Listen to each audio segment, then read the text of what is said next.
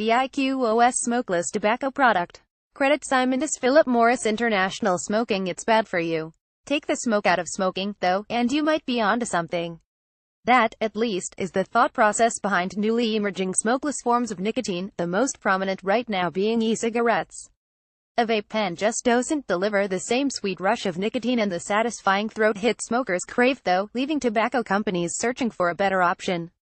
Heat-not-burn tobacco products have stepped into that space, promising a nicotinic rush of vapor that's free of the carcinogens that traditional cigarettes deliver. It's already popular in Japan, and tobacco companies are seeking to gain approval for their products here in the US. It's toasted. Philip Morris, which produces the Marlboro brand, has seen sales of its IQOS device in Japan far outpace its production capabilities in the past few years. The pen-sized device uses a small heating blade to warm a plug of tobacco to weigh over 600 degrees Fahrenheit, not hot enough to ignite it, but sufficient to produce a nicotine-laced vapor which the user can inhale. The product is a healthier alternative to their cigarettes, the company claims.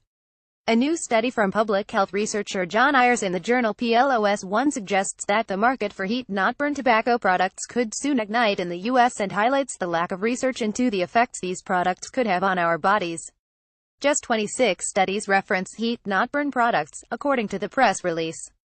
That's compared to the many thousands on tobacco, nicotine and cigarettes.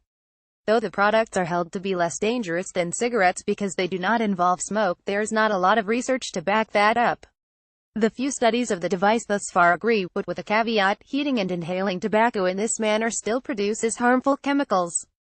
It might not harm you as much as a cigarette would, but it's still detrimental to your health.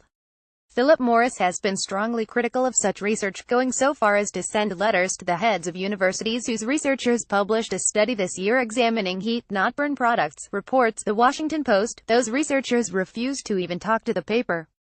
Fizzles and starts electronic devices that heat tobacco to produce vapor aren't a new idea, either.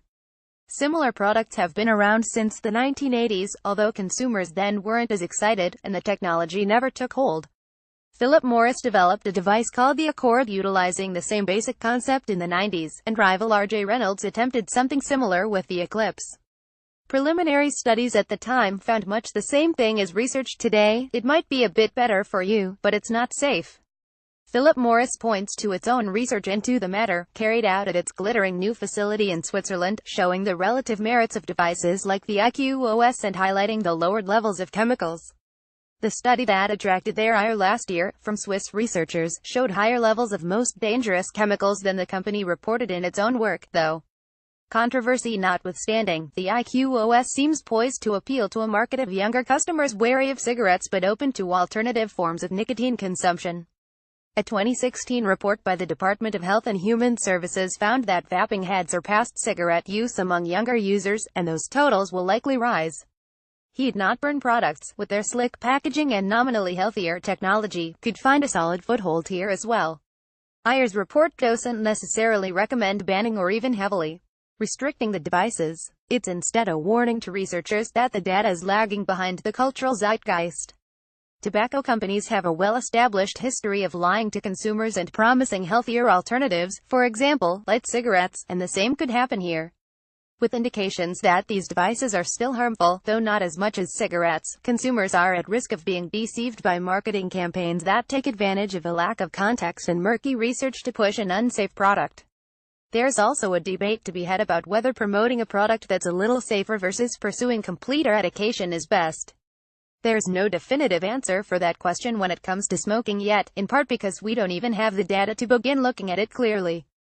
Categorized under health medicine, top posts more about personal health.